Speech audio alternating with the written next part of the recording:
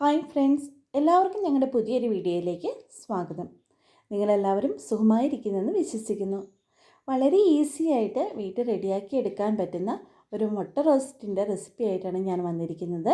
നമുക്ക് സമയം കളയാതെ തന്നെ ഇൻഗ്രീഡിയൻസ് പരിചയപ്പെടാം.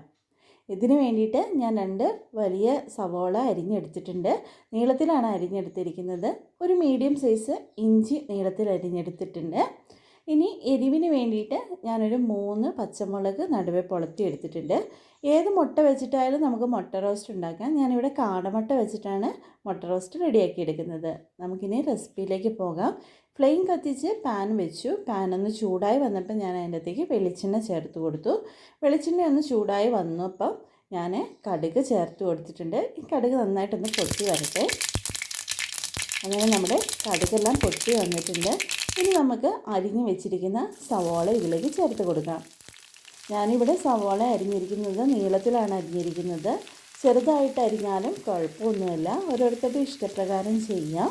അപ്പോൾ സവോള ഒന്ന് വാടി വരണം. അതിന് ശേഷം വേണം നമുക്ക് ബാക്കിയുള്ള ഇൻഗ്രീഡിയൻസ് ചേർത്ത് കൊടുക്കാനായിട്ട്. നമ്മുടെ സവോള ഒന്ന് വാടി പെട്ടെന്ന് വരാൻ വേണ്ടിയിട്ട് നമുക്ക് ഇതിലേക്ക് കുറച്ച് ഉപ്പ് ചേർത്ത് കൊടുക്കാം. ഉപ്പ് ചേർത്താൽ പെട്ടെന്ന് നമ്മുടെ സവോള നന്നായിട്ട് പെട്ടെന്ന് വാടി കിട്ടും.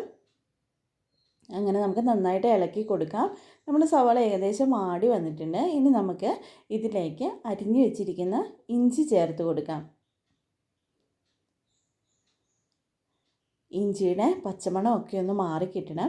അതുപോലെ നമ്മൾ സവോള വഴറ്റുമ്പോൾ ഒരു ബ്രൗൺ ഷെയ്ഡ് വരെ വഴറ്റേണ്ട ആവശ്യമില്ല. ചെറിയൊരു കടി പച്ചപ്പ് വേണം നമ്മുടെ സവോളയ്ക്ക്. നമ്മൾ നടുവെ പൊളത്തി വെച്ചിരിക്കുന്ന പച്ചമുളക് ചേർത്തു. ഇനി നമുക്ക് ഇതിലേക്ക് മുളക് പൊടി ഓൾറെഡി ഇനി ചേർക്കാനുണ്ട്. അപ്പം അതിൻ്റെ എരിവും കൂടെ കണക്കാക്കിയിട്ട് വേണം നിങ്ങൾ പച്ചമുളക് ചേർക്കാനായിട്ട്. ടേസ്റ്റിന് വേണ്ടിയിട്ട് ഞാൻ കുറച്ച് കറിവേപ്പില കൂടി ചേർത്തിട്ടുണ്ട്. അങ്ങനെ നമ്മുടെ സവാള നന്നായിട്ട് വാടി വന്നിട്ടുണ്ട്. ഞാനിനി ഇതിലേക്ക് 1 ടേബിൾ സ്പൂൺ കാശ്മീരി മുളക് പൊടിയാണ് ചേർക്കുന്നത്. എരിവിന് നോക്കിയിട്ട് വേണം ചേർക്കാനായിട്ട്. അതുപോലെ 1/4 ടീസ്പൂൺ മഞ്ഞൾപ്പൊടി കൂടി ചേർക്കുന്നുണ്ട്. ആകെ ഈ 2 മസാല മാത്രമാണ് ചേർക്കുന്നുള്ളൂ. അപ്പം എരിവുള്ള മുളകാണ് നിങ്ങൾ ചേർക്കുന്നതെങ്കിൽ 1/2 ടീസ്പൂൺ ചേർത്താൽ മതിയാവും. അപ്പോൾ എരിവ് നോക്കി അതിനനുസരിച്ച് വേണം നിങ്ങൾ ചേർക്കാനായിട്ട്. ഈ സമയത്ത് ഉപ്പുണ്ടോ എന്നൊക്കെ കറക്റ്റായിട്ട് നോക്കണം. അതുപോലെ തന്നെ ഈ മുളക് പൊടിയുടെയും മഞ്ഞൾപ്പൊടിയുടെയും ഒക്കെ ഒരു പച്ച കുത്തലുണ്ടല്ലോ, അത് മാറത്തക്ക രീതിയിൽ അതുവരെ നമ്മൾ നന്നായിട്ട് വഴറ്റി കൊടുക്കണം. അങ്ങനെ നമ്മുടെ മസാല റെഡിയായി വന്നിട്ടുണ്ട്. ഇനി നമുക്ക് പുഴുങ്ങി വെച്ചിരിക്കുന്ന മുട്ടകൾ ഇതിലേക്ക് ചേർത്ത് കൊടുക്കാം. നന്നായിട്ടൊന്ന് വരഞ്ഞ് കൊടുക്കുകയാണെങ്കിൽ നമ്മുടെ ഈ മസാലകളൊക്കെ ഈ മുട്ടയുടെ ഉള്ളിലേക്ക് കയറും. അപ്പം ഞാൻ നന്നായിട്ടൊന്ന് വരഞ്ഞ് കൊടുത്തതിന് ശേഷം മൂടി വെച്ചിട്ട് ഒരു 5 മിനിറ്റ് ഞാൻ മൂടി വെച്ചിട്ടുണ്ടായിരുന്നു. അതിന് ശേഷം നമുക്ക് തുറന്ന് നോക്കാം. അതീവ ടേസ്റ്റും മണവുമാണ്. അപ്പോൾ എല്ലാവരും ഒന്ന് വീട്ടിൽ ട്രൈ ചെയ്ത് നോക്കണം. വളരെ ഈസി ആയിട്ട് ഉണ്ടാക്കാൻ പറ്റിയ മുട്ട റോസ്റ്റാണിത്.